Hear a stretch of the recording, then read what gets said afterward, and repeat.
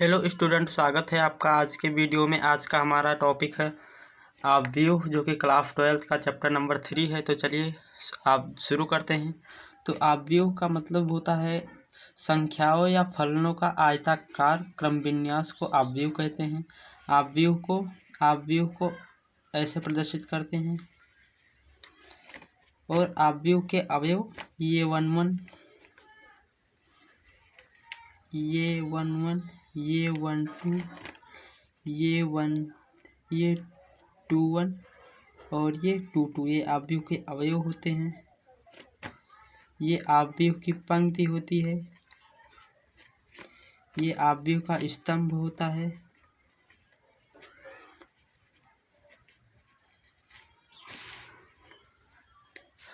तो चलिए कुछ ऑब्व्यूह के बारे में जान लेते हैं।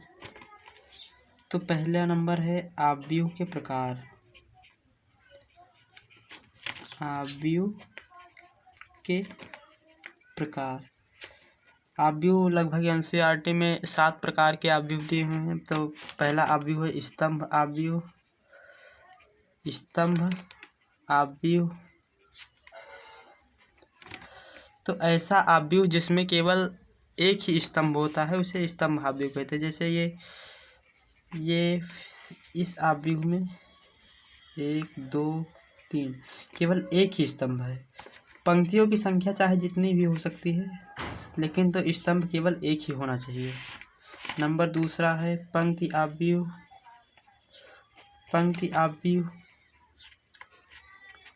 तो पंक्ति ऑब्व्यूह का मतलब ऐसा ऑब्व्यूह जिसमें केवल एक ही पंक्ति हो।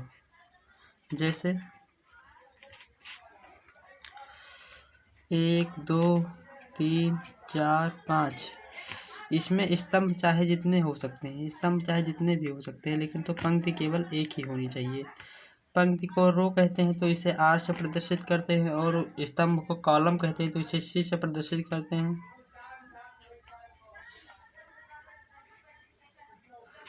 तो तीसरा नंबर का जो ऑब्व्यूह है वो है वर्ग ऑब्व्यूह। तो ऐसा ऑब्व्यूह जिसमें इस पंक्तियों तथा स्तंभों की संख्या समान होती है वर्ग ऑब्व्यूह कहते हैं। जैसे जब पंक्तियों एवं स्तंभों की संख्या समान होगी तभी तो वर्ग ऑब्व्यूह की निर्माण होगा। इसलिए वर्ग ऑब्व्यूह के लिए पंक्तियों एवं स्तंभों की संख्या समान होनी चाहिए। जैसे 1 2 3 4, 2 पंक्ति, 2 रो मतलब पंक्ति, और 2 कॉलम मतलब स्तंभ। और चौथे नंबर का जो ऑब्व्यूह है वो है विकर्ण ऑब्व्यूह। ऐसा ऑब्व्यूह जिसके केवल विकर्ण पर ही अवयव होते हैं। विकर्ण का मतलब होता है जैसे ये तिरछा, ये विकर्ण है, केवल इसी पर ही अवयव होने चाहिए। तो एग्जाम्पल देख लेते हैं। एग्जाम्पल 1 0 0 0 1 0 0 0 1, तो इसके केवल विकर्ण पर ही अवयव हैं। तो ये एक विकर्ण ऑब्व्यूह है। और 5वें नंबर का जो ऑब्व्यूह है वो है अदिश ऑब्व्यूह।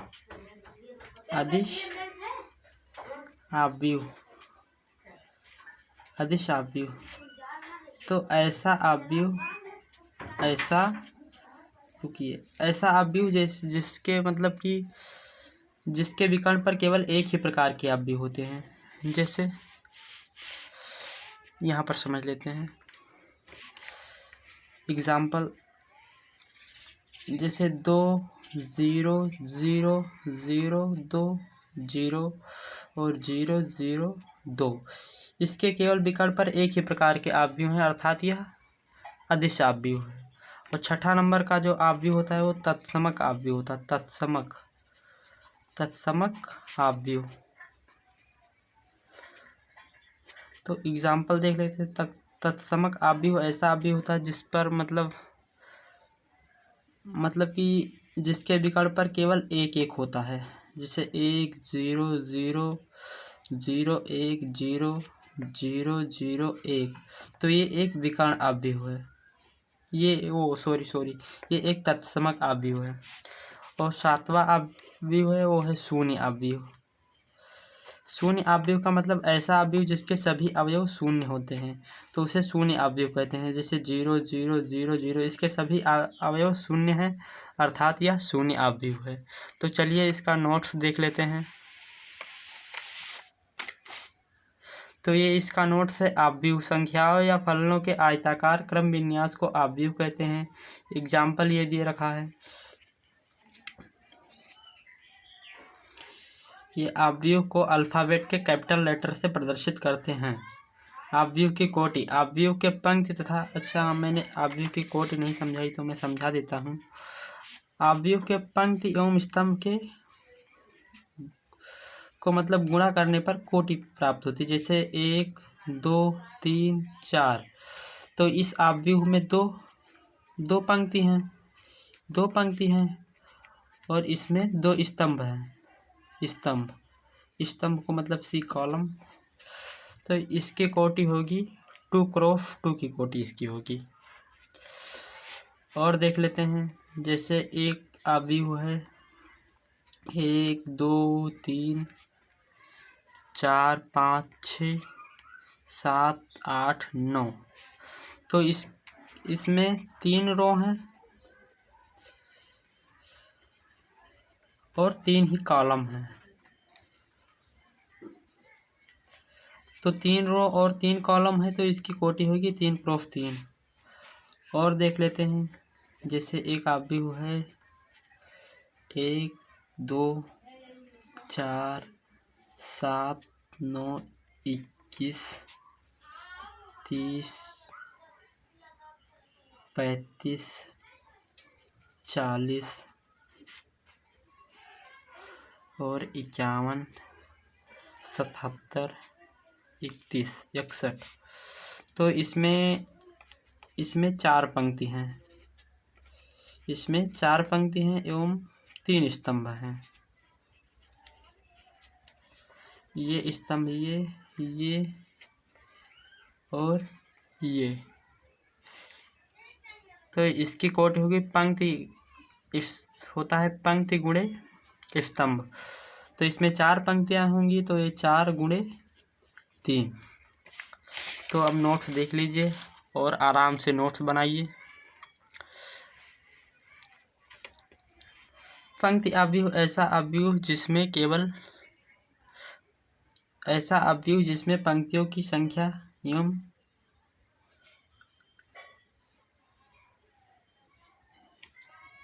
ये यहाँ पर एक है, सॉरी मिसप्रिंट हो गया। पंक्तियों की संख्या एक तथा स्तंभ कई हो सकते हैं। तो एग्जाम्पल दिया हुआ है। स्तंभ अवयव ऐसा अवयव जिसमें केवल एक ही स्तंभ होता है, इसमें पंक्तियों की संख्या कई हो सकती है। जैसे इसमें एक ही स्तंभ है और पंक्तियां तो कई। देखिए ये पंक्ति, ये भी पंक्ति है, ये भी पंक्ति है और ये भी पंक्ति है। तो ये एक क्रॉस 3 का हो गया। ये वर्ग अवयव है। मतलब वर्ग अवयव ऐसा अवयव जिसके पंक्ति एवं स्तंभों की संख्या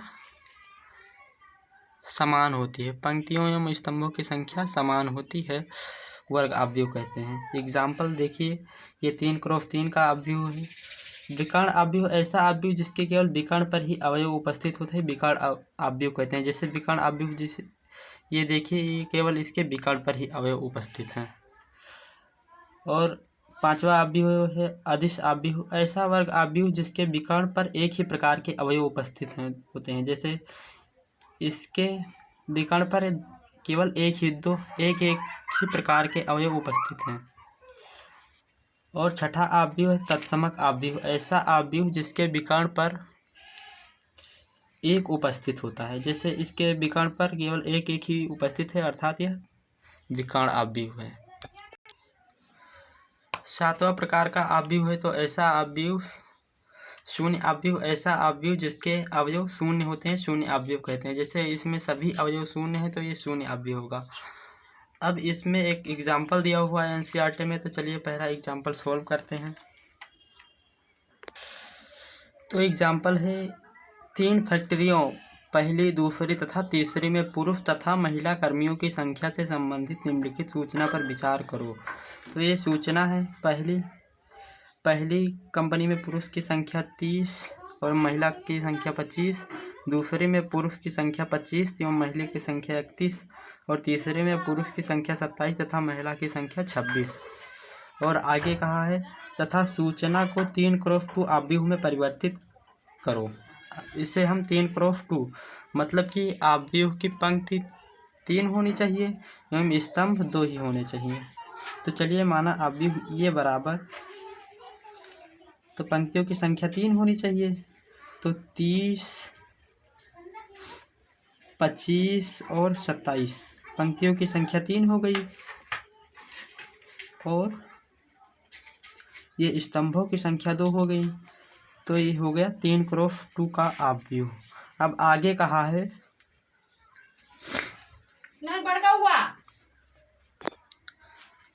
है परिवर्तित करके यह बताओ कि तीसरी पंक्ति तथा दूसरे स्तंभ वाली प्रविष्टि क्या प्रदर्शित करती है। मतलब तीसरे स्तंभ तीसरी पंक्ति एवं दूसरे स्तंभ। तो तीसरी पंक्ति ये पहला पंक्ति हो गई, ये दूसरी पंक्ति हो गई, ये तीसरी पंक्ति हो गई और स्तंभ ये पहला स्तंभ हो गया और ये दूसरा स्तंभ हो गया। तो पहली पंक्ति एवं दूसरे स्तंभ वाली ये मतलब ये प्रविष्टि तो ये प्रदर्शित करती है कि महिला कर्मियों की संख्या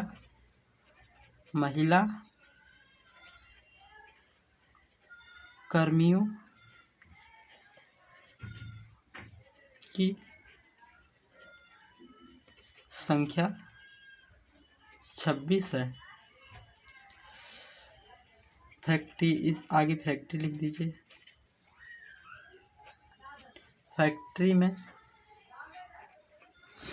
फैक्ट्री में महिला कर्मियों की संख्या 26 है। हमें दूसरा एग्जाम्पल जो दिया है तो एग्जाम्पल है यदि किसी आव्यूह में 8 अवयव हैं तो इसकी संभव कोटियाँ होंगी। चलिए इसे सॉल्व करते हैं। तो लिखेंगे हल। यदि किसी आव्यूह में 8 अवयव हैं तो इसकी संभव कोटियाँ, मतलब कि गुणा करने पर ऐसी दो संख्याएं ढूंढना है जिसको गुणा करने पर 8 आए।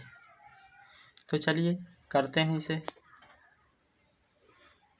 तो अवयव मतलब 8 है तो बराबर लिख लेते हैं। तो 1 गुणे 8, 1 से 8 को गुणा करेंगे तो 8 ही आएगा और 8 से 1 को गुणा करेंगे तो 8 ही आएगा। 4 से 2 को गुणा करेंगे तो 8 ही आएगा और 2 से 4 को गुणा करेंगे तो 8 ही आएगा। इस प्रकार हमें 4 कोटियाँ प्राप्त होती हैं। 4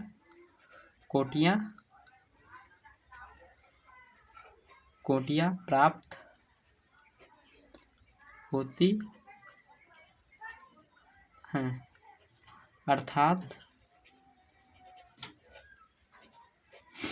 अर्थात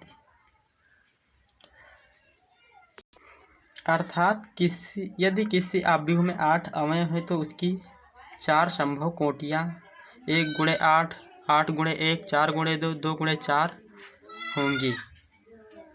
और अब तीसरा एग्जाम्पल करें।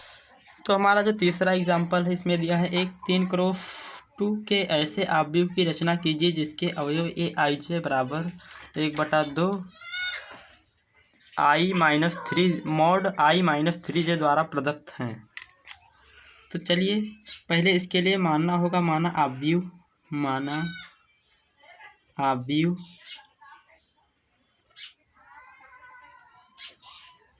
3x2 की आव्यूह लिख लेंगे। 3x2 की आव्यूह बराबर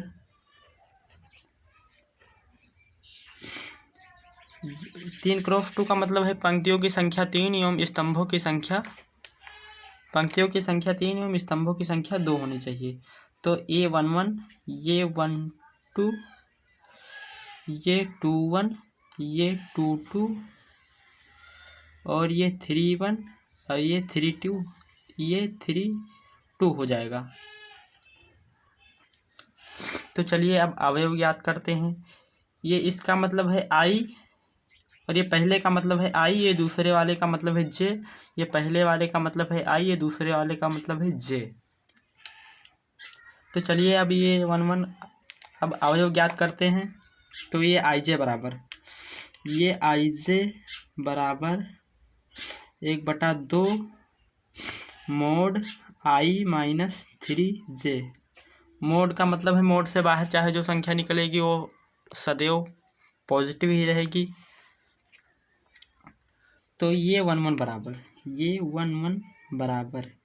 1/2 1 ये 1 1 माइनस 3 और जे का मतलब ये 1 तो गुणे 1 बराबर 1/2 1 माइनस 3 एकम 3। तो ये हो जाएगा मोड के बाहर, ये माइनस में वैसे होता तो होता, लेकिन तो मोड लगा है तो ये पॉजिटिव निकलेगा। 2/2 बराबर 1।